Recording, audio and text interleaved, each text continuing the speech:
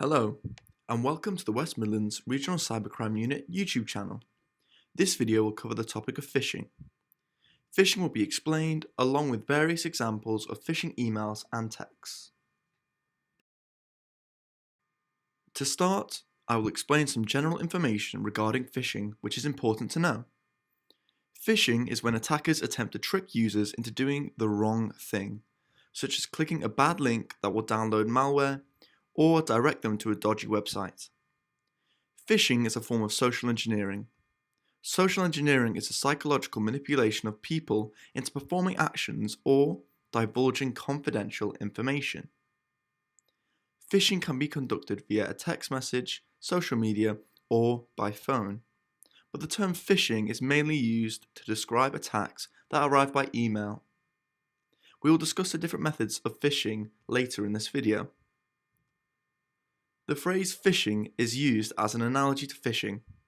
Phishing is also a technique to use to fish for usernames, passwords, and other sensitive information from a sea of users. Phishing emails can affect an individual's digital security as well as any organization. So, everyone is vulnerable to a phishing attack.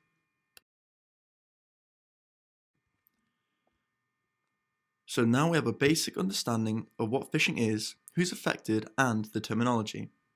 Now we will go through the different variations of phishing. So to start, we have regular phishing.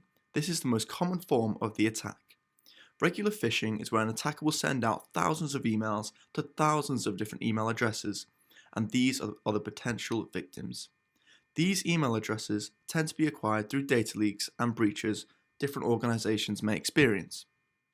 Within these emails, the attacker will pretend to be a trusted organization to the victim and will ask for the victim to input their sensitive information. This information may be login details for the organization or may be banking details if the attacker is pretending to be the victim's bank. Phishing emails may also have the victim download malware unknowingly if the victim clicks any hyperlinks within the email. So now moving on to spear phishing. Spear phishing is the same principle as regular phishing in that the attacker is pretending to be a trusted entity and is trying to extract sensitive data from the victim or get the victim to download malware. However, instead of the victim being general and the email being sent out to thousands upon thousands, this email is very specific to the victim. So the attacker will have researched the victim and may use details found on social media to make the email more convincing. This research is normally done through social media accounts that the victim has created. So following this, there is whale phishing. Whale phishing is very similar to spear phishing in that the email is sent to a specific person and uses specific information about that person to construct a more believable phishing scam. The difference lies in the victim they target. If we go back to the phishing analogy, if we think of a whale, this is obviously a big fish, almost like a big catch. So in the context of this scam, a big catch would be to scam the CEO of a company, any victim who has a lot of power and knows a lot of highly sensitive information. So next we have smishing. Smishing has its name by combining SMS for text messages with phishing, hence smishing. Smishing is different from all the previous versions of phishing that we've covered in that instead of using emails to scam the victim, text messages are used. Again, the phone numbers for victims are collected in data breaches or data leaks. The same as regular phishing applies. In the text message, the attacker will again impersonate a trusted entity in an attempt to extract any sensitive data. And finally, we have vishing, which stands for voice phishing. So similar to smishing in that this happens over the phone, but this type is a phone call made to the victim pretending to be a trusted entity. We will now cover an example of a phishing email. In this example, there will be multiple tips and tricks you can use to check if a dodgy email may be a phishing email or not. Firstly, we must establish that the example on screen is a scam Office 365 email, where a cyber attacker is impersonating a trusted entity. That entity being Office 365. The first problem we can see with this email is that they address the reader as user. This is a general term, and a regular organization will use your actual name to address you in emails. Because the attacker will be sending this email out to thousands of email addresses, they must use a generic term like user or customer, for example. Next, we have a spelling error in the email. They have misspelt within. This can be quite common with phishing emails, so this is definitely a red flag if an organization's email has a spelling error or grammatical error. Now, at the bottom of the example, we have another spelling error. Again, this is a major red flag that this email is a scam. Following this, there is another big red flag for any user to be aware of. Here we can see the attacker puts a clear time constraint on the victim. They use the phrase within 24 hours. Here, the attacker is trying to create a sense of urgency and panic for the victim, meaning the victim is more likely to react and do what the email is asking them. Again, a very clever tactic that the attackers use and something you should be aware of. And finally, there is a little tip that may help you decide if an email is a phishing scam.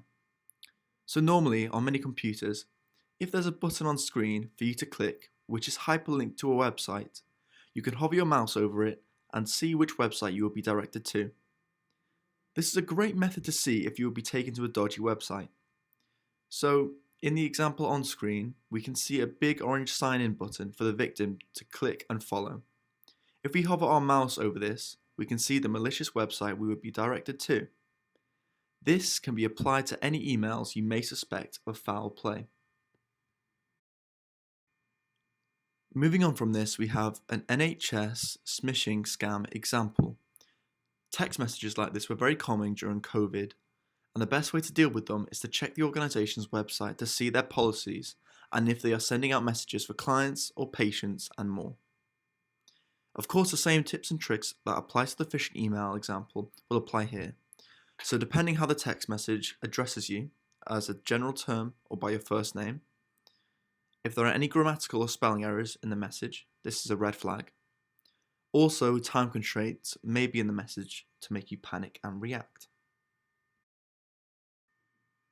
Finally, we will cover the important process of reporting a phishing email or text message. What's important to consider is that even if you have identified a suspicious email or text, this means you can delete it and you won't be harmed by it. However, what about those who don't see that it's a scam? If you report it, then you will be helping those who are more likely to fall victim to this type of email. To actually report phishing emails, you can forward the suspicious email to report@phishing.gov.uk. For text messages, you can forward them to the 7726 number. Once these have been reported, the NCSC will analyse the suspect email and any websites it links to. The NCSC will use any additional information you provided to look for and monitor suspicious activity. If malicious activity is found, then the NCSC will block the email address it was sent from, remove links to malicious websites, and raise awareness of the commonly reported emails and websites. As you can see on screen, this process has been very successful since it was introduced, and we would like to improve on this until it's second nature to report phishing emails and texts. Thanks for watching. For more information regarding phishing, please visit the NCSC website. If you have been a victim of a cyber scam, please contact Action Fraud and submit an Action Fraud report. This video makes use of the latest Action Fraud and Cyber Aware guidance at the time of recording.